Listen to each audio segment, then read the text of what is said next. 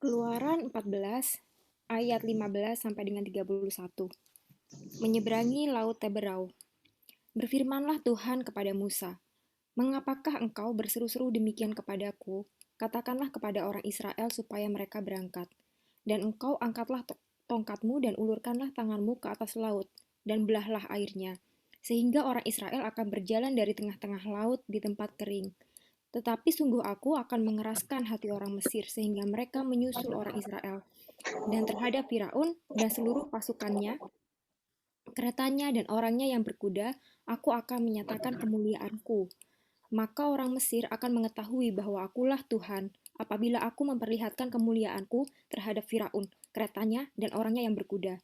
Kemudian bergeraklah malaikat Allah yang tadinya berjalan di depan tentara Israel, lalu berjalan di belakang mereka. Dan tiang awan itu bergerak dari depan mereka, lalu berdiri di belakang mereka.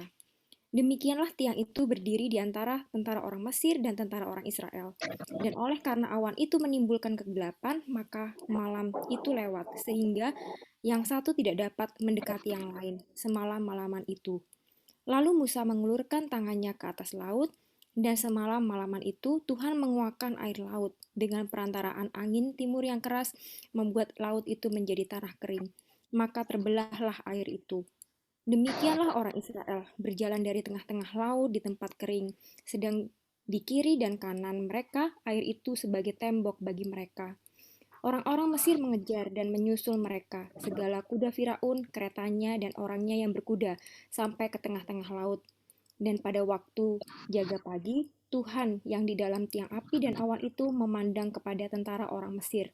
Lalu dikacaukannya tentara orang Mesir itu. Ia membuat roda keretanya berjalan miring dan maju dengan berat, sehingga orang Mesir berkata, "Marilah kita lari meninggalkan orang Israel, sebab Tuhanlah yang berperang untuk mereka melawan Mesir."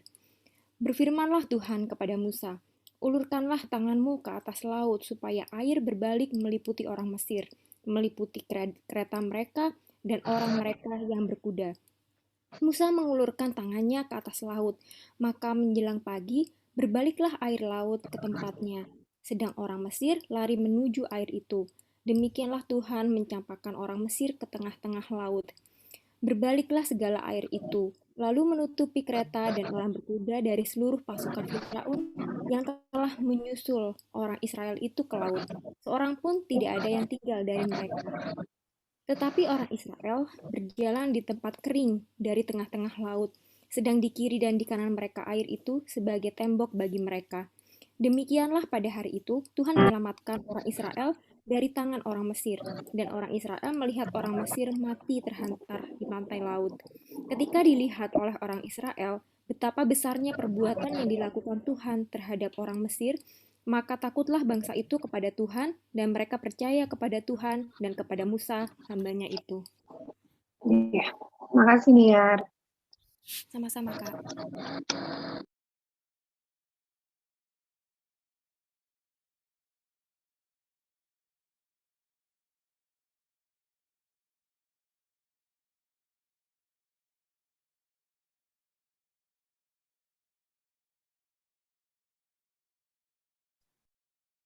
Puji Tuhan, selamat malam. Kembali kita baca firman Tuhan. Maaf sebelumnya kami lagi antar Jefta lihat kos-kosan. Mungkin Januari udah mulai PTM ya.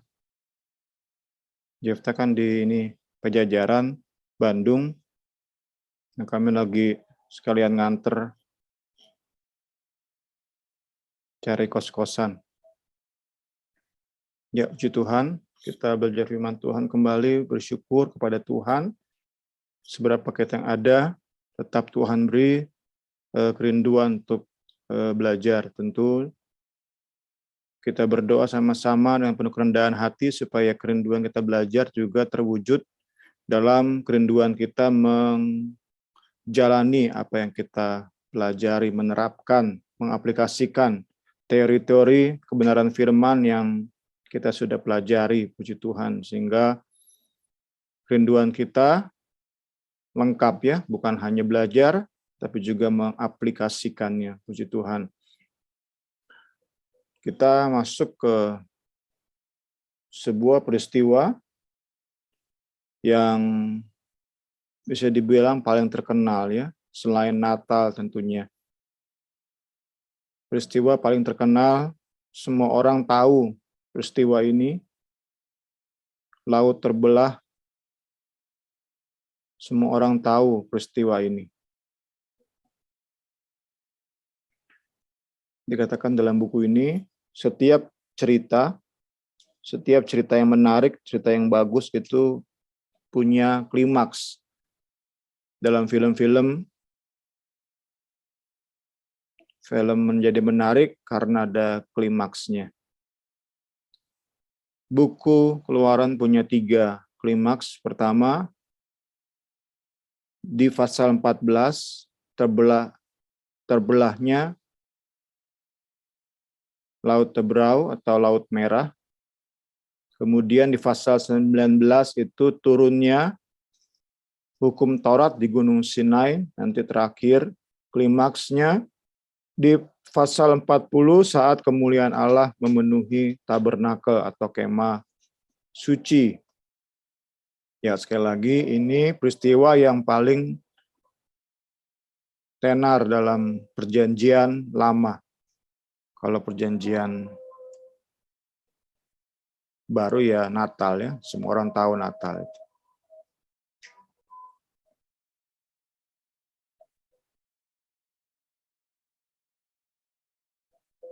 Karena itu tidak heran jika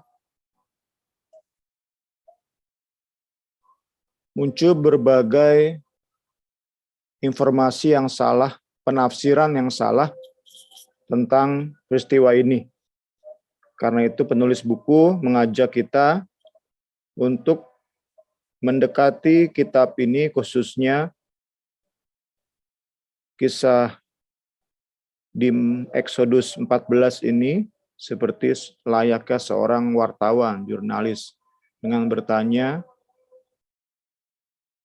apa dan siapa, kapan, di mana, bagaimana, dan khususnya dalam konteks kita adalah mengapa. Kita cepat ya. Pertama, siapa dan apa? Siapa tentu kita tahu bersama yang terlibat dalam film ini, yang terlibat dalam cerita atau peristiwa ini adalah bangsa Israel. Mereka yang menyeberang laut yang terbelah di bawah pimpinan Musa. Dan sebagai pihak antagonis yang kemudian pada akhirnya kalah adalah Firaun dan tentara Mesir.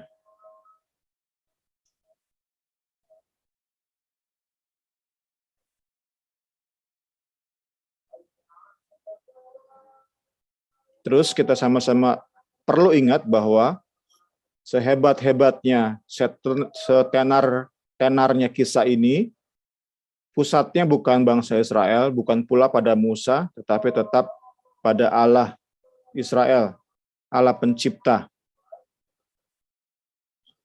yang menyatakan kasih dan kuasanya pada bangsa ini, melalui bangsa ini. Selanjutnya, apa yang terjadi di film ini, di cerita ini? Laut terbelah. Ada yang namanya tanah kering. Kemudian tentara berkuda Mesir dan Firaun coba mengejar. Saat itulah laut kembali menyatu. Dan tentara-tentara itu tenggelam. Inilah kisahnya yang terjadi dalam film Terbelahnya Laut Teberau. Kapan ini terjadi? seperti kita bahas kemarin dan akan kita coba nanti sama-sama diskusikan adalah peristiwa ini terjadi, film ini terjadi ketika Allah menuntun bangsa ini dalam kondisi vulnerable ya, rapuh, rentan. Tuhan Allah memimpin bangsa ini kepada kondisi di mana mereka sungguh-sungguh menyadari ketidakberdayaan mereka. Ini tentu bicara kepada kita, ada saat-saat Tuhan membawa kita kepada kondisi rapuh, rentan, nggak berdaya, lemah. Tuhan mau saat seperti itu, Ia menyatakan kemuliaan-Nya. Tentu kita perlu bekerja sama dalam hal ini ya. Kita mau saat Tuhan bawa kepada kondisi sedemikian, kita mau belajar untuk percaya dan taat, sehingga sungguh kemuliaan Tuhan nyata, pemulihan, pertumbuhan rohani itu nyata dalam hidup kita. Bukan sia-sia saja. Ada saat-saat di mana kita dibawa istilahnya diuji oleh Tuhan, namun kita tetap pengen cara kita sendiri, pengen yang instan, tidak mau dididik oleh Tuhan, ya sama saja. Apa yang Tuhan maksudkan tidak tergenapi dalam hidup kita. Sebab itu mau sama-sama kita belajar lewat peristiwa ini, lewat kisah ini, lewat tanda kutip film ini, supaya saat Tuhan menggiring kita pada kondisi di mana kita sungguh tak berdaya, kita nggak cari pertolongan manusia, tapi kita berteriak kepada Allah. Nanti Allah, Tuhan Allah baru pimpin kita, mungkin lewat pertolongan sesama, tetapi sekali lagi itu jalannya Allah. Jadi pertama-tama kita berteriak, berlari kepada Allah Israel. Puji Tuhan. Kemudian ada yang unik di sini, di ayat 15 itu Allah Israel berkata, mengapa kamu berteriak-teriak? Kamu ini dalam bentuk single ya. Jadi yang dimaksud di sini adalah Musa. Kenapa yang ditegur Musa? Why God rebuke him? Why did God rebuke him? Padahal kan yang panik saat itu kan bangsa Israel. Mengapa? Buku ini menjelaskan Musa saat itu sebagai representasi, sebagai perwakilan, mewakili bangsa yang besar itu. Ya. Saat itu Tuhan Allah berkata kepada Musa, saatnya bertindak. Ya, ada saat di mana kita berdoa tadi ya. Masalah datang, Tuhan bawa kita pada kondisi rentan, rapuh, lemah, tak berdaya. Kita berteriak pada Tuhan. Entah cara kita gimana dalam mengekspresikan doa kita. Ada yang dengan berpuasa 3 hari mungkin. Ada yang dengan berdiam diri di kamar. Entah cara kita sesuai dengan istilahnya kondisi kita, tapi yang jelas hati. Di sini bicara tentang hati ya. Hati yang berteriak, hati yang berseru, hati yang sungguh-sungguh mengharap-harapkan jalannya Tuhan, didikannya Tuhan, cara-caranya Tuhan. Ya, itu ada saatnya. Namun ada saat lain di mana kita harus stop. Bukan stop berdoa ya. Udah jangan diem lagi, harus ada langkah yang kita lakukan, tapi semata-mata atas arahan Allah sebagai jawaban doa kita. Puji Tuhan. Puji Tuhan.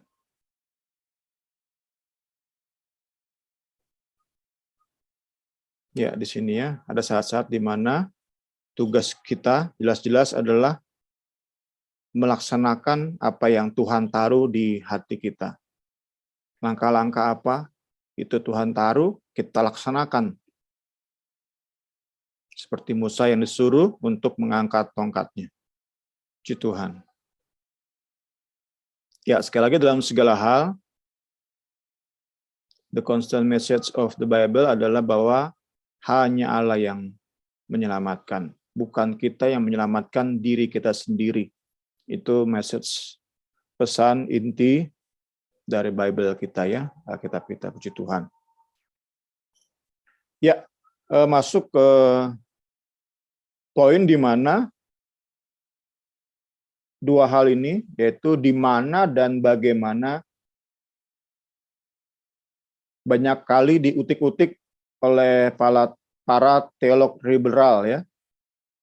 Teolog liberal mereka berusaha untuk membuat peristiwa yang supranatural ini menjadi sedapat mungkin masuk akal. Itu yang mereka usahakannya, sehingga di mana dan bagaimana inilah yang mereka utak-utik. Sekali lagi, maksud mereka adalah supaya peristiwa yang nggak masuk akal ini sedapat mungkin bisa masuk akal manusia. Ya, ini sedikit saja ya. Saya jelaskan di sini hanya kulitnya, permukaan dari penelitian arkeologi yang mendalam ya. Arkeologi Alkitabiah itu dalam penelitiannya, kita hanya bahas sedikit.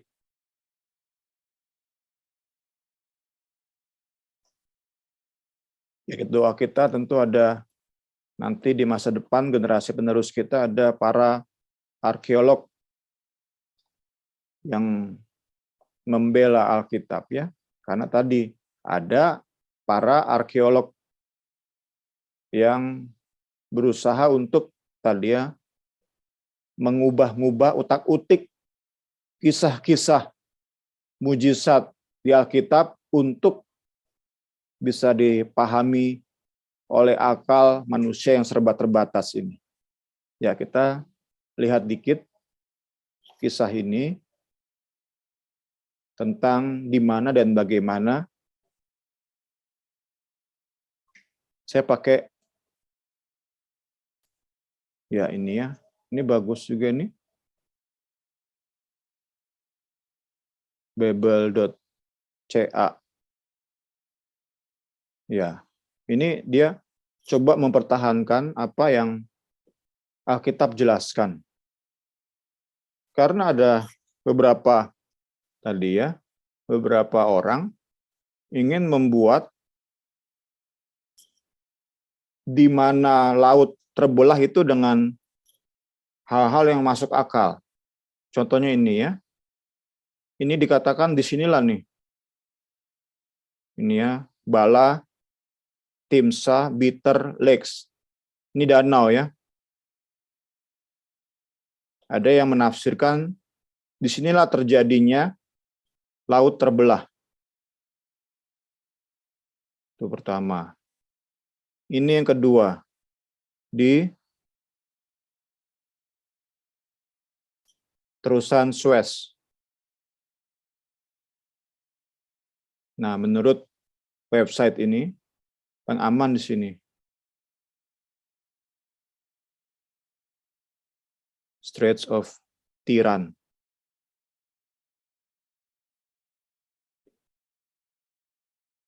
Ini gambar ininya ya. Jadi bangsa Israel dari Goshen atau Rameses. Goshen kan yang tempatnya keturunan Yakub ya. Tinggal di sini, berbudak di sini, mereka dibebaskan. Kemudian ada yang menafsirkan di sini nih, Bitter Lakes nih. Kelemahan utama apa? Bitter Lakes. Kelemahan utama adalah mereka nyebrang ya, tapi ya bisa dibilang ya nyebrang dari titik ini ke titik seberang, ya sama-sama mereka masih mudah untuk dikejar oleh Mesir atau sekutunya. Sedangkan kalau di sini, mereka benar aman nih. Saat mereka dibilang nyebrang laut, mereka benar aman. Gambaran yang tepat untuk baptisan air ya. baptisan air yang menunjuk pada peristiwa kelahiran baru, itu benar-benar kita berpindah dari gelap kepada terang. Demikian pula di sini. Mereka berpindah dari kekuasaan Mesir kepada seberangnya adalah tanah perjanjian. Jadi dalam banyak hal, tafsiran ini, gambar ini, tafsiran yang aman. Sedangkan kalau nyebrang di sini, ya ini sama-sama masih di kekuasaan Mesir ini. Sama-sama masih mudah untuk bangsa Israel kembali ke Mesir, mencari mereka bawang pre dan segala macamnya, daging, mereka masih rindu ya. Kalau kita tafsirkan sama-sama, mereka ini tentu bukan bangsa Israel yang jadi budak ya, tetapi bangsa-bangsa yang tertarik dengan 10 tulah, mereka ngikut-ngikut bangsa Israel. Mereka kan orang-orang yang diyakini ya, saat di Mesir mereka menikmati kekayaan Mesir, makan daging, makan bawang pre, makan makanan yang enak. Sedangkan budak, ya kita tahu bersama ya, budak ya sulit juga ya, untuk makan seenak itu ya. Ya sekali lagi ini tafsiran yang cukup aman. Pertama tadi, gambaran yang tepat sekali dari berpindahnya dari kekuasaan Mesir di sebelah sini, di Goshen dan sekitar sini, ke seberang.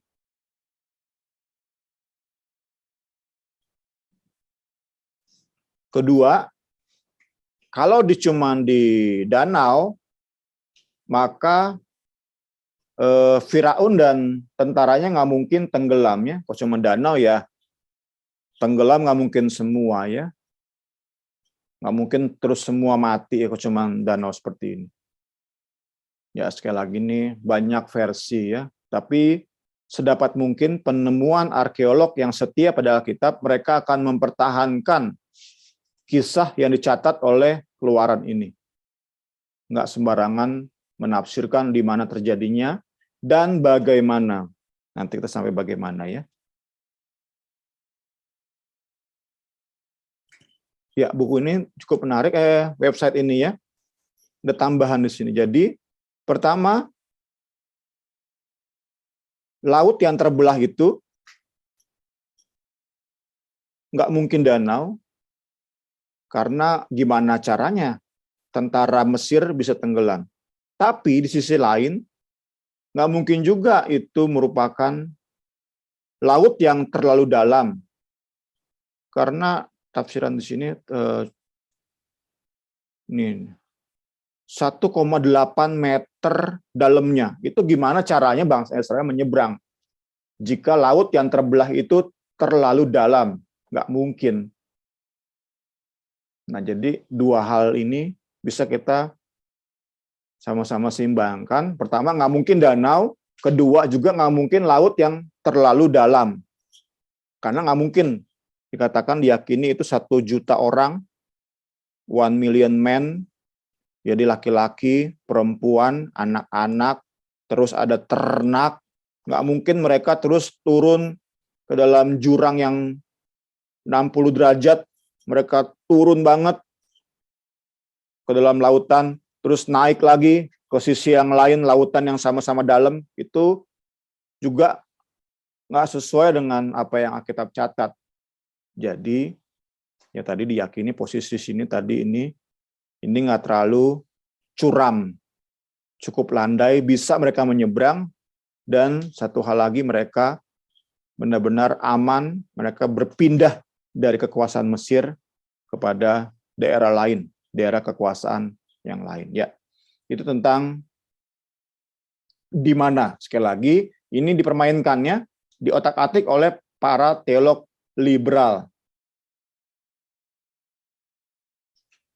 Kedua adalah bagaimana. Balik ke buku kita ya. Bagaimana, ini juga banyak versinya nih ya. Oh ya. Intinya adalah bisa teman-teman screenshot atau nanti bisa lihat di YouTube lagi. Saya nggak dalemi. Intinya adalah angin yang membuat laut terbelah itu merupakan fenomena alam. Ya tentu ini lemah sekali pembelaan seperti ini ya. Karena jelas-jelas laut terbelah, laut menyatu kembali itu atas perintah Allah lewat tongkat Musa. Jadi pas Musa angkat tongkat, terbelah, dia angkat tongkat lagi, nyatu lagi. Jadi kalau peristiwa alam, fenomena alam ya sangat amat lemah. Ya, terakhir dari tadi ya, pendekatan seorang wartawan atau jurnalis adalah why ya, mengapa ini terjadi, mengapa film ini Tuhan buat, Tuhan Allah sutradaranya. Mengapa yang terjadi? Tentu alasannya adalah untuk kemuliaan Tuhan, untuk kemuliaan Tuhan, puji Tuhan. Puji Tuhan. Allah dipermuliakan saat ia membuktikan keadilannya. Orang berdosa dihukum. Ia menghakimi bangsa Mesir. Kemudian ia kembali seperti tulah-tulah kita belajar kemarin, ia Allah Israel mempermuliakan namanya, memasyurkan namanya dengan membuktikan kuasanya atas dewa-dewa Mesir. Dia membuktikan bahwa dia jauh lebih berkuasa dari dewa dan dewi yang selama ini bangsa Mesir andalkan. Ya, ketiga, ia memasyurkan namanya dengan meluputkan bangsa pilihannya dari pembantaian. Tentu kita tahu bersama, Firaun siap melakukan pembantaian. Allah Israel masyhur namanya lewat peristiwa ini ketika ia menyelamatkan bangsa pilihannya dari kematian dengan cara membelah laut. Ya, peristiwa ini peristiwa yang membuat Allah masyhur sesuai dengan catatan di Nehemia. Kita baca Nehemia, saya bacakan ayat 9 sampai 11. Nehemia ayat 9 sampai 11.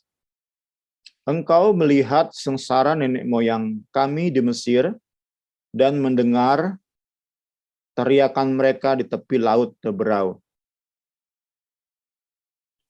Engkau telah memperlihatkan tanda-tanda dan mujizat-mujizat di depan Firaun dan semua pegawainya, serta seluruh rakyat negerinya. Karena engkau mengetahui mereka bertindak angkuh terhadap nenek moyang kami. Ya, ini intinya. Dengan demikian, engkau telah memasyurkan namamu sebagaimana nyata hari ini. Ya, jadi nama Allah Israel benar-benar masyhur,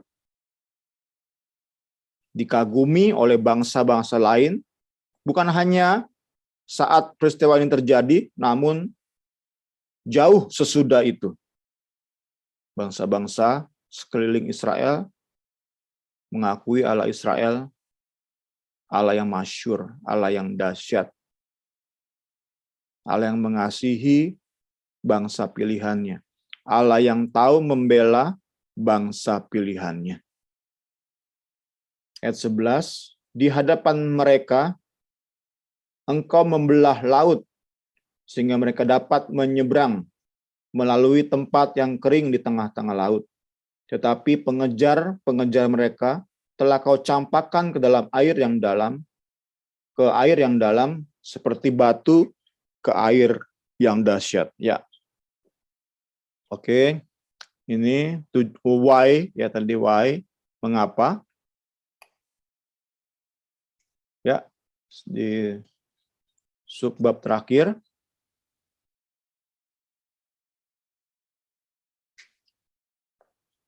Peristiwa terbelahnya laut Teberau memang paling tenar di Perjanjian Lama. Namun keluputan atas maut yang paling utama, yang paling agung bukan di Teberau, tetapi di kayu salib. Itulah peristiwa keluputan dari maut yang paling agung. Bangsa Israel memang secara luar biasa dahsyat diluputkan dari kematian, dari tikaman bangsa Mesir, Firaun dan tentara berkudanya. Namun disaliblah keluputan, kelepasan dari maut yang paling agung, paling mulia. Karena itu diberi judul The Greatest Escape, ya. Yesus Kristus yang mengerjakan bagi kita. Jadi kembali, ya. Ada banyak orang, pendeta-pendeta mengajarkan, berkhotbah, bersaksi tentang pengalaman lolos dari misalnya jeratan hutang, dari sakit penyakit, itu ditafsirkan ke peristiwa ini. Itu kalau kita belajar sama-sama itu tafsiran yang lemah, ya, tafsiran yang cetek, bahkan bisa berbahaya, bisa salah. Tafsiran yang paling aman, yang paling memberi arti luar biasa dalam hidup kita adalah menyeberangnya kita dari maut kepada hidup, dari terang kepada dari gelap kepada terang. Dan itu bukan kita yang buat, ya. Itu karya Yesus bagi kita. Itu tafsiran yang paling mulia, tafsiran yang paling aman. Jadi kita bisa cukup punya hikmat sekarang dalam menilai khotbah-khotbah, ya. Saat tafsirannya hanya sekedar, wah, saya mengalami pengalaman seperti Musa dan bangsa Israel. Laut terbelah, terobosan ekonomi. Yaitu sekali lagi tafsiran yang sangat amat cetek, bahkan berbahaya bagi hidup rohani kita. Kita anggap itu secetek itu, sedangkal itu. Padahal lewat peristiwa ini, Allah Israel ingin menunjuk kepada salib. Haleluya. Haleluya. Hanya Yesus disalib, sengsara mati, hanya saat itulah kita berpindah dari hidup dikuasai oleh dosa, keinginan dosa, kepentingan diri sendiri, berpindah kepada keinginan Kristus. Hidup bagi kepentingan Kristus. Wah, ini salib terjadi di salib. Itulah pengalaman Red Sea, pengalaman terbelahnya Laut Teberau. Itu pengalaman yang luar biasa bagi kita semua. Puji Tuhan. Kita sama-sama diskusi, silakan. Pak Wewe, ya. Kemarin kan Bu Rini, ya. Pak Wewe, silakan Pak Wewe. Ya, makasih Bung. Yuk kita diskusi. Terus sudah sampai ayat berapa ya, Bu? 15 sampai 31. Itu sudah beres ya berarti ya? Udah selesai berarti. Itu satu bahasan aja kan kita ya. Oke, yuk teman-teman, mungkin ada yang mau diskusi atau balik lagi ke pembahasan Bible study kita. Kemarin yang Niar sempat angkat. Boleh, Niar silakan.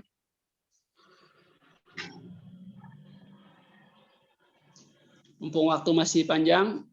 Ya. Koko aja dulu kok. Wah, aku sih. Aku kan nggak ikut. Ayo, Niar. Ayo Niar buka dulu deh. Nanti Wewe ikut. Oh, mau apa ya? Makasih Bu pelajaran yang hari ini diingetin lagi apa sih sama yang Bung Semi terakhir bilang itu, karena memang sering salah banget sih kita ngelihat kayak kita apa sih namanya pengalaman misalnya eh, Tuhan membebaskan kita seperti orang Israel yang dibebaskan dari segala pergumulan, kan banyak yang dikaitkan sama itu, yang kita punya permasalahan, kita apapun itu. Jadi seringkali kita itu melihat itu kayak kita kayak orang Israel yang sedang apa sih eh, berjuang untuk keluar dari Mesir gitu. Tapi pengertiannya sebenarnya tuh nggak boleh diartikan atau dilihat kasat mata seperti itu, dan lebih dalam gitu sih. Eh, itu aja sih. Kalau yang kemarin tuh, iya saya apa eh, mau diskusi sama teman-teman aja sih.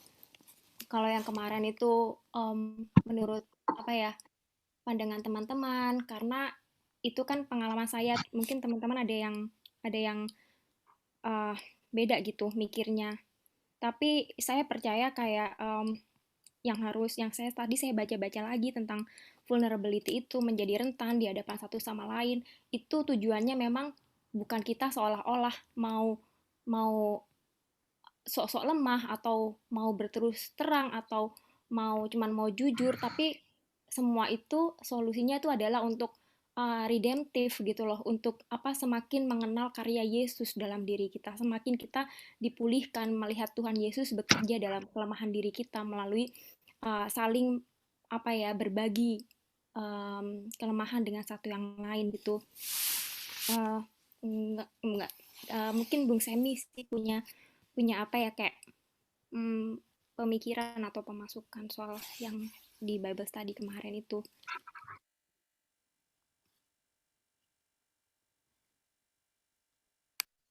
Ya, kasih ya. Mungkin ada yang lain, teman-teman.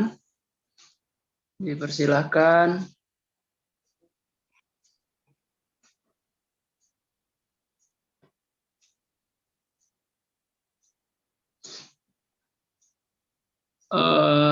Iyalah, mungkin sedikit berbagi. Mungkin zamannya sekarang jauh amat berbeda dengan dulu gitu ya. Dulu waktu saya ingat banget waktu masih aktif Komsel kaum muda. Ya di Komsel itu banyak apa istilahnya itu keterbukaan gitu, entah dalam masalah pergumulan pribadi.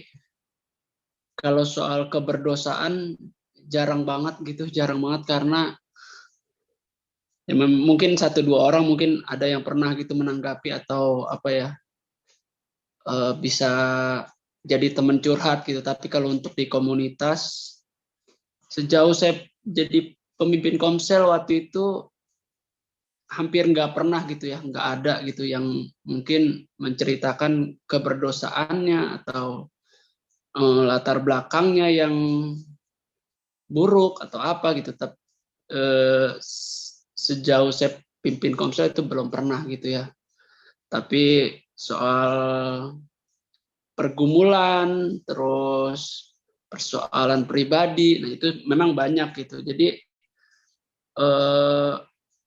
memperkenalkan di Komsel keterbukaan, dulu mungkin masih apa bisa gitu ya, saling mengenal satu dengan yang lain, kebiasaan-kebiasaannya, namanya anak muda gitu kan, ada remaja juga, jadi masih banyak yang mencari jati diri gitu. Jadi dari Komsel banyak sih kita belajar tentang mengenal satu sama lain, terus makin mengerti juga kedewasaan rohani seseorang. Ada curhat-curhat yang kadang-kadang kita anggap sepele, atau taunya dia itu serius gitu. Jadi kita ngerti gitu orang-orang yang ternyata ada satu orang yang punya masalah yang sama dengan yang lain, ternyata responnya beda gitu. Jadi untuk memperkenalkan satu orang dengan yang lain, kita nggak bisa samain gitu.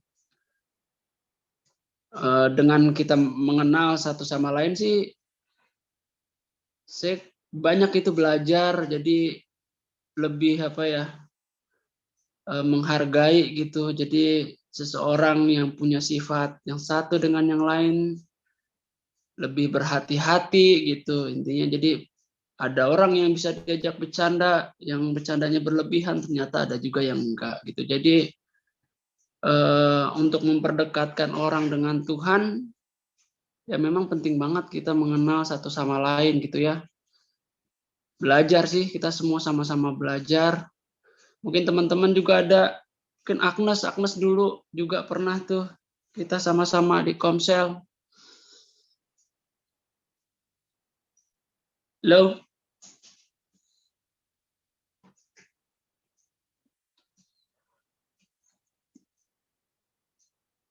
Oh, Agnes nggak ada ya? Hari ini nggak ada, Mas. Wah, nggak ada ya. Oke. Yang lain mungkin kalau nggak ada, sayang loh, 15 menit masih. Nggak ada, kita Mami mau Abel tutup. mungkin. Mami Abel atau Onti. Atau ada yang mau. Kaset.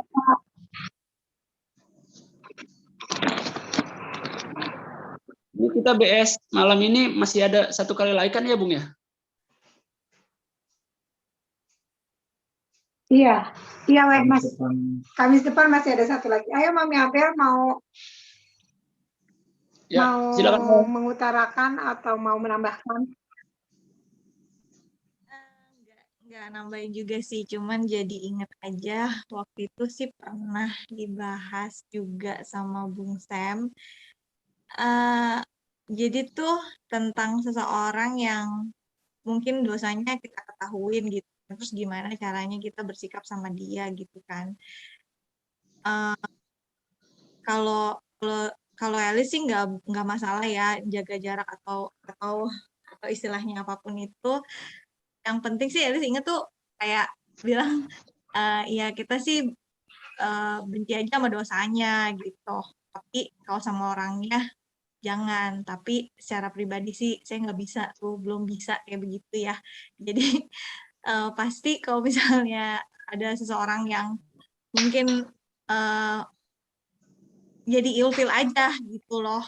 Nah itu juga mungkin yang jadi kelemahan saya gitu, karena balik lagi kita susah gitu kalau nggak ngelihat orangnya gitu. Kadang-kadang kalau misalnya ke gereja, nggak usah lihat orang lah, lihat aja Tuhan.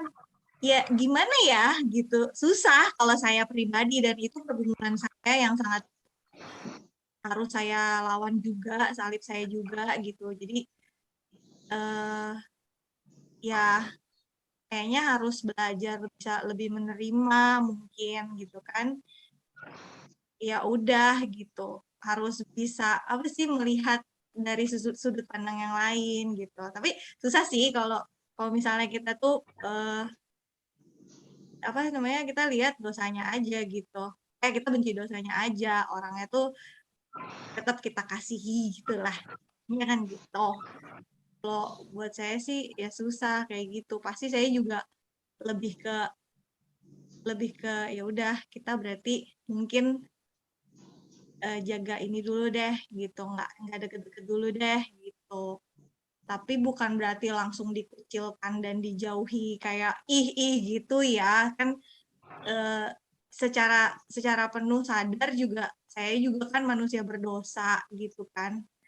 Jadi harus seimbang gitu loh. Jadi jangan kepedean ngerasa kita ngelihat dosa orang terus kita ngerasa gue yang benar, tapi juga inget gitu kalau saya juga orang berdosa loh gitu, saya juga banyak salahnya loh gitu. Tapi ya susah sih kayak begitu. Makanya perlu diasupi siraman-siraman rohani supaya kita tuh ngaca gitu. Kita ngaca diri kita ini sebenarnya kayak gimana gitu. Lalu kita bisa menunjuk orang lain kayak gitu sih. Ya, yang penting kita tuh kayak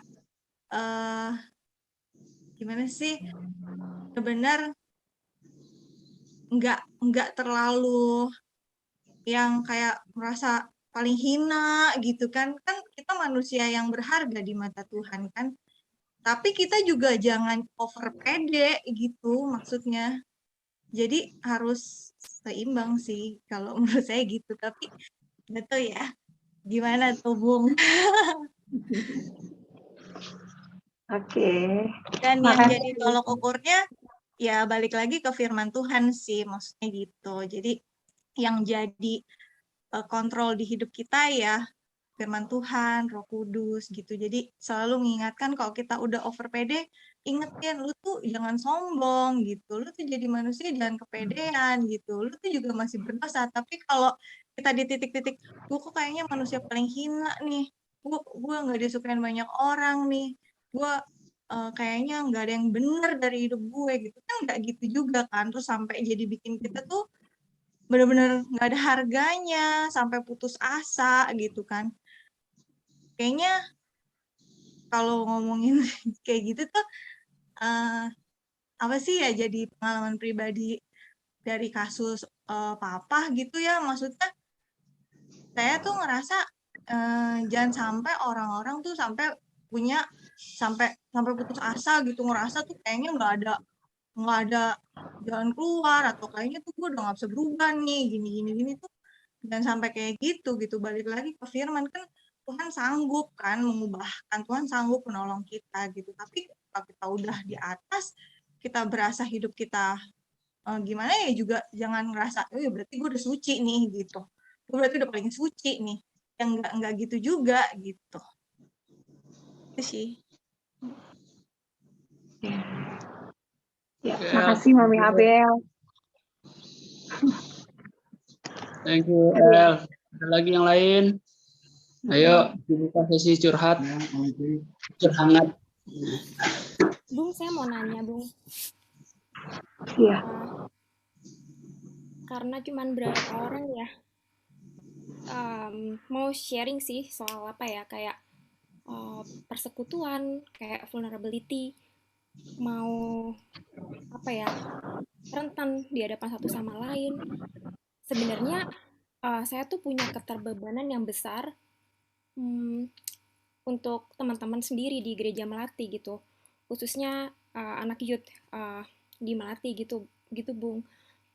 Mungkin saya ada pikiran yang salah sih, cuman mau mau minta sarannya Bung Semi dan teman-teman yang di sini gitu loh. Kayak mungkin beberapa minggu lalu itu sempat ngobrol sama Joy gitu. Joy, ya kita tanya teman-teman satu sama lain tuh gimana gitu.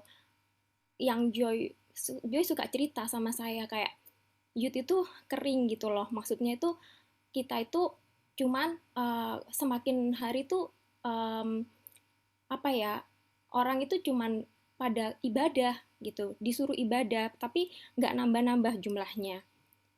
Terus saya mikir kenapa ya Joy kok gitu gitu. Yang saya pikir apa karena mungkin saya salah gitu ya, apa karena hubungan antar individu tuh kurang gitu loh, apa karena ada satu yang takut apa ya, nggak bisa deket satu sama lain, jadi karena nggak bisa vulnerable, nggak bisa punya teman, mereka cari teman di luar gereja dan mereka merasa bahwa ngapain juga aku ibadah gitu, di situ pun nggak ada orang yang saya bisa ajak ngobrol, di situ pun nggak ada orang yang uh, saya say hi, tapi mereka ngobrol sama saya karena saya juga termasuk baru kan Bung, 2016 saya masuk gitu, dan waktu itu kayak kalau ada yang ngajak ngobrol saya orangnya kayak cuek gitu sebenarnya, tapi selalu berharap aduh ada dong yang ngajak ngobrol gitu. Ketika ada beberapa yang ngobrol sama saya kayak puji Tuhan banget gitu, dan saya kayak Tuhan ini gereja aku tuh saya merasa GPDI itu gereja yang benar-benar Tuhan tuh kasih dan tempat aku bertumbuh gitu. Kalau sekarang saya rindu ke GPD apa pulang ke Indonesia tuh cuman karena gereja GPDI Melati gitu. Jadi kayak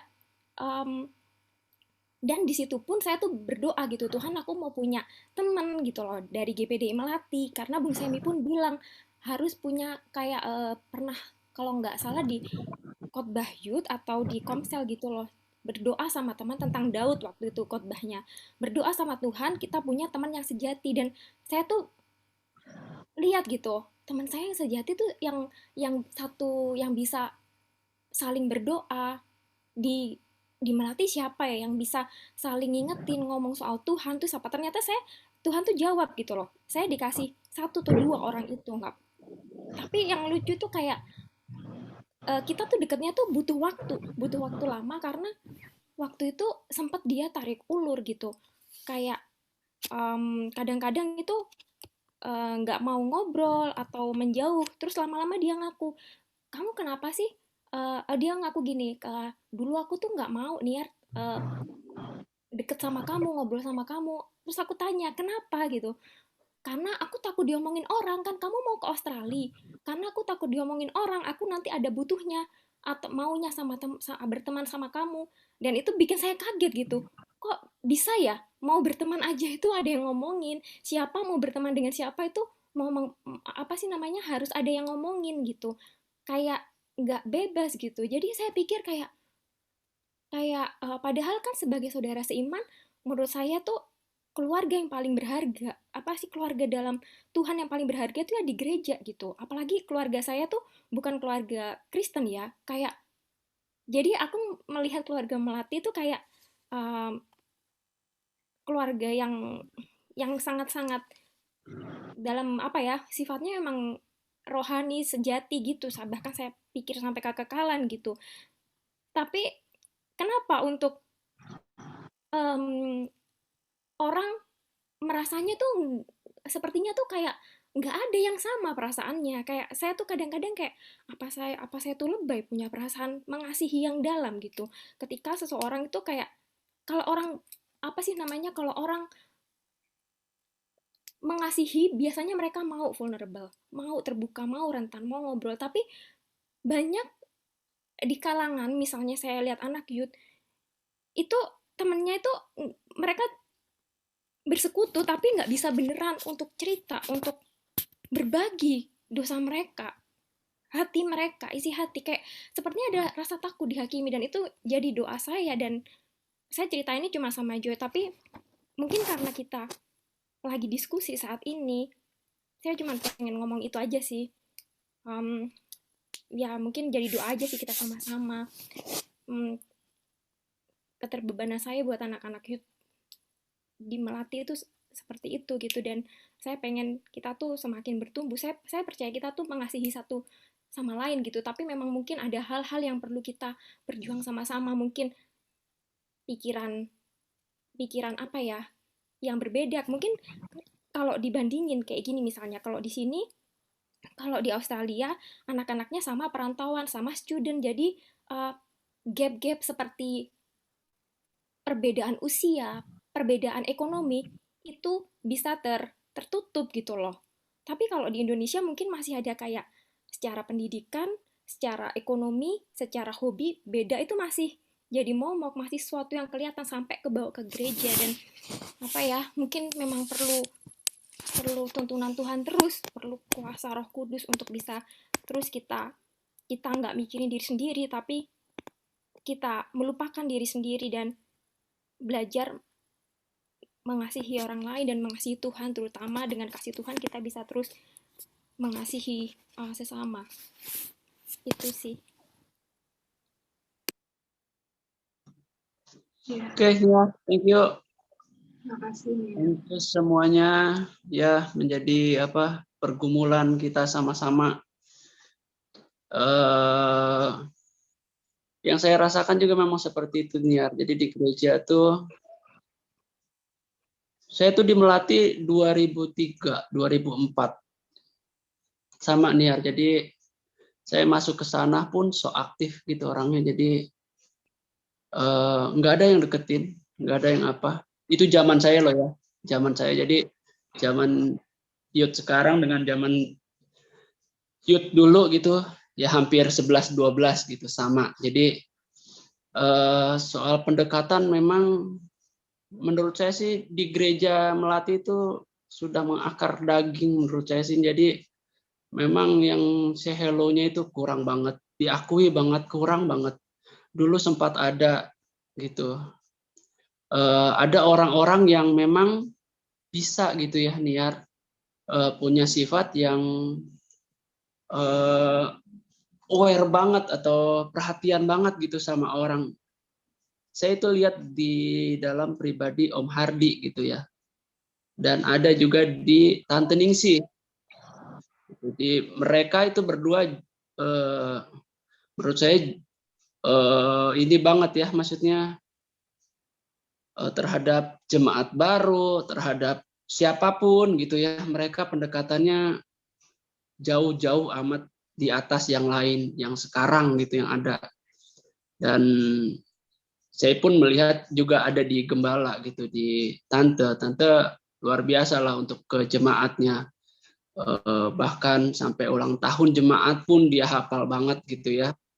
Sampai dulu belum musim-musim corona gitu kan, setiap jemaat baru dia samperin ke rumahnya. Itu sebagai, saya yakin itu sebagai bentuk pendekatan dia gitu ke jemaat gitu, karena dengan dia dekat, jemaat diperhatikan.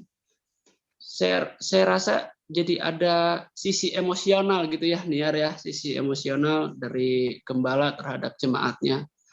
Dan dari jemaat, dari pelayan-pelayan, memang saya akui gitu ya Niar, saya sendiri pun nggak seperti itu gitu. Jadi soal mau pendekatan ke orang lain atau ke jemaat baru atau sekarang seusia gitu ya, keluarga muda itu pun sulit, apalagi ke keluarga yang lebih senior gitu ya Niar ya. Jadi memperhatikan yang lain atau di rayon gitu, kadang memang masih suka saya ingatkan, mungkin yang lupa daftar ibadah, suka masih saya ingatkan untuk daftar ibadah, yang suka kelewat-lewat itu masih suka saya ingatkan. Tapi untuk ke sisi-sisi yang lain, kenapa sih nggak pernah ibadah atau ada apa sih? Nah itu saya nggak sampai ke situ gitu. Jadi memang perlu diakui banget gitu. Dan bukan kita munafik atau jaim atau apa, memang di Melati itu jiwanya gitu ya, jiwanya memang sangat-sangat kurang terhadap kebersamaan. Mungkin di sisi-sisi yang lain mungkin masih bisa gitu, tapi untuk yang lebih ke pendekatan emosional itu saya akuin banget sangat-sangat kurang gitu ya. Jadi memang perlu banget gitu ya kita berdoa banget sungguh-sungguh sama Tuhan. Mungkin kita sendiri, tapi kita sendiri yang nggak terbuka gitu. Makanya kayak Niar nih bersyukur banget gitu ya, ada orang-orang yang masih peduli dengan sesama gitu, dengan kerohanian kaum muda, dengan kerohanian kita semua gitu. Jadi saya amat bersyukur gitu. Ada orang-orang yang memang Tuhan tetapkan hatinya di situ. Jadi sebetulnya kita pun nggak tahu, jangan-jangan kita juga dipercayakan oleh Tuhan itu gitu. Tapi kita sendiri yang acuh, kita sendiri yang masa bodoh, atau kita sendiri merasa nyaman dengan posisi kita sendiri. Dengan teman yang ini aja udah nyaman, ngapain dengan yang lain? Dan seperti itu, dan seperti itu, dan seperti ini, dan seperti itu. Terus seperti itu. Jadi memang bersyukur banget gitu ya, kita terus diingatkan seperti Elis bilang tadi, saat kita sakit hati, saat kita merasa terkucilkan, masa kita harus meninggalkan sesi-sesi ibadah kita meninggalkan persekutuan kita, enggak gitu. Jadi tetap berusaha, kita terus terlibat dalam persekutuan, mendengar firman, terus diperbaharui oleh firman. Saya percaya memang perlu proses, Elis pun perlu proses, saya pun perlu proses, kita semua perlu proses. Karena pendewasaan itu enggak semudah membalikan telapak tangan. Itu memang proses itu sakit, tapi saya percaya pendewasaan itu lebih berharga dari semuanya. Jadi saya rasakan dan saya nikmati bahwa ketika boleh Tuhan bentuk kita ya sama-sama. Saya percaya pembentukan kita semua berbeda-beda, banyak cara Tuhan yang buat. Jadi nggak ada yang kita selalu cap sama gitu ya. Tapi balik lagi ke Niar, ya terus semangat Niar, dukung kita terus dalam doa, dukung Bung Semi, Karini, gembala semua, pelayan-pelayan dalam doa. Mungkin kita semua punya keterbebanan yang sama, cuma mungkin kita nggak sadar diri aja gitu. Jadi harus benar-benar firman-lah yang membentuk kita untuk kita sadar diri. Siapa sih kita gitu kan? Apa sih tujuan kita? Ya Tuhan dengan jelas kan menyatakan bahwa kita ini harusnya menjadi saksi Kristus buat siapapun, buat semua orang, buat yang terdekat sama kita, terlebih buat banyak orang. Oke, Niar, semoga memberkati dan amat-amat memberkati Kwewe ya Niar ya, keberadaannya terus mengingatkan, terus mengajari gitu ya. Walaupun dari segi umur lebih tua, tapi perlu banget kita ya untuk kita terus semakin diingatkan gitu. Sekali lagi juga untuk Bung Semi, terima kasih banyak untuk pelayanannya sekalipun di kesibukannya tetap terbeban untuk melayani kita ya. Saya percaya Bung semakin diberkati, kita semua semakin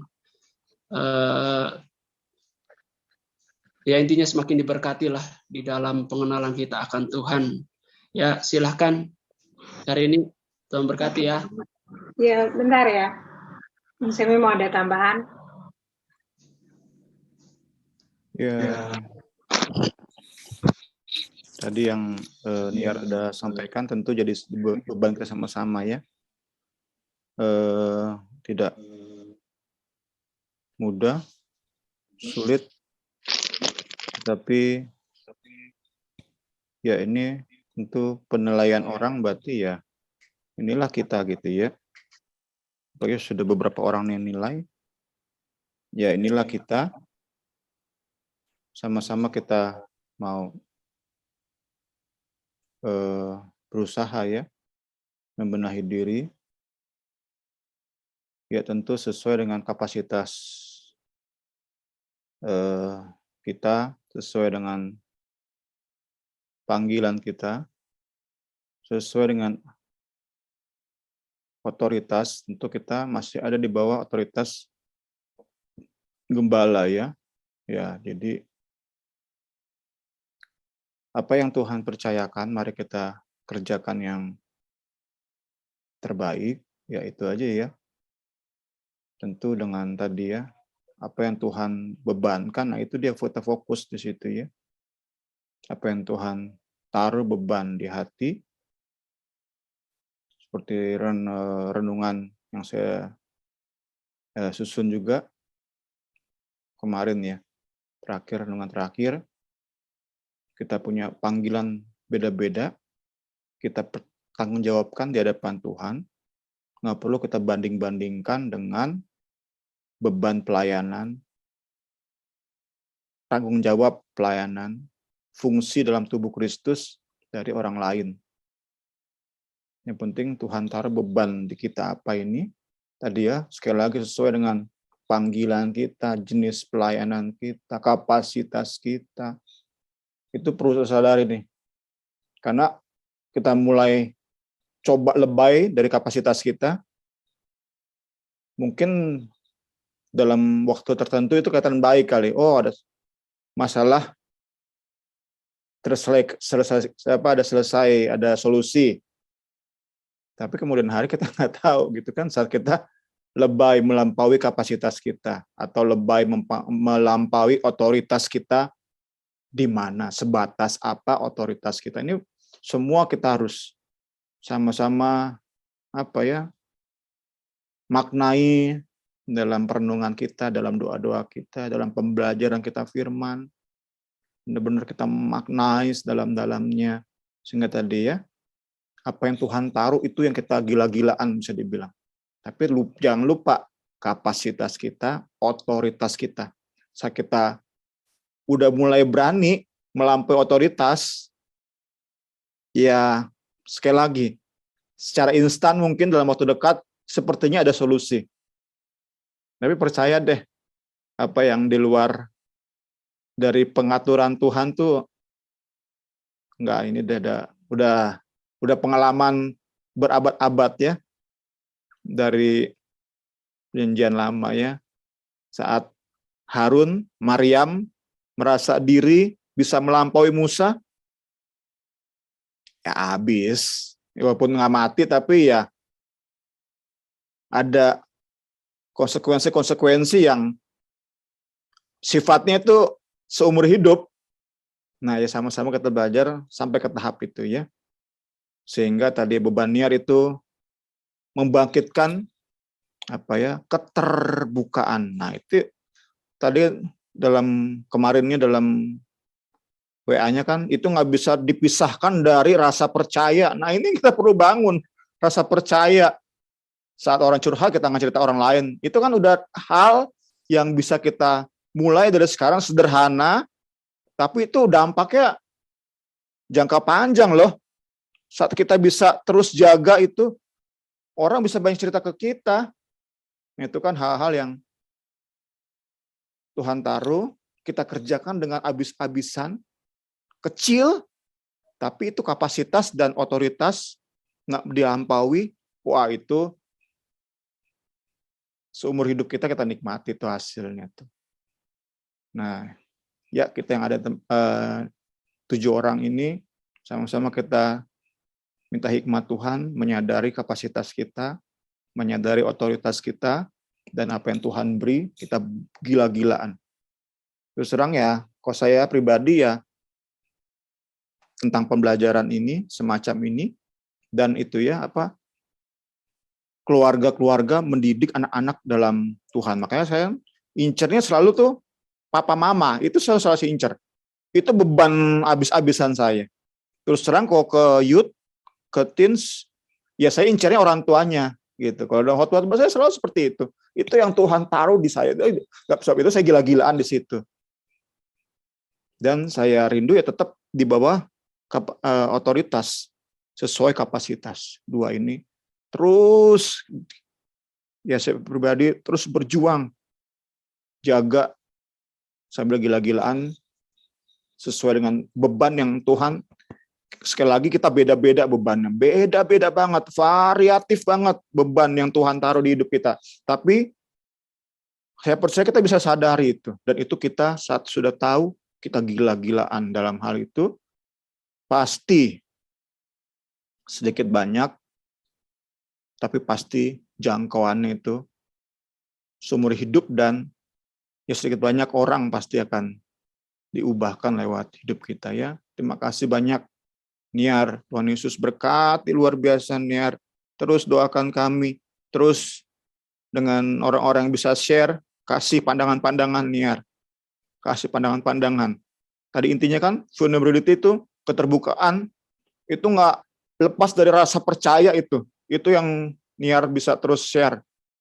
Saat orang curhat, jangan dihakimi, itu pertama kan, jangan dihakimi, dengar, doakan, itu kan ini ya. Jangan apalagi terus diceritain ke orang lain. Itu aja. Wah, itu udah saat kita bisa bangun itu di gereja kita. Waduh, luar biasa itu. Tuhan tolong kita semua, Tuhan Yesus berkati. Selamat malam atas segala waktu dan pemikirannya, Tuhan Yesus berkati. Haleluya.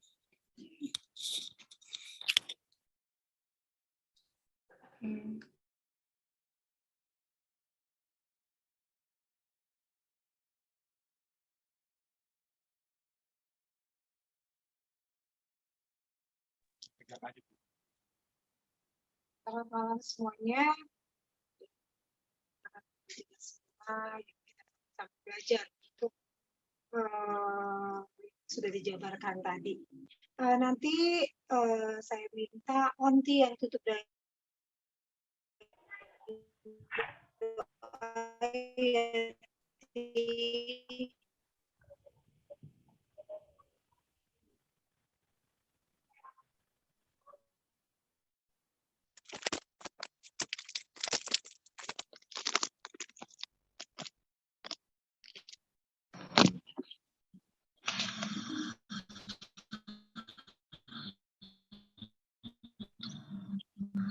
Halo, Onti. Halo. semuanya, mari kita Kita tutup dengan doa. Terima kasih. Allah.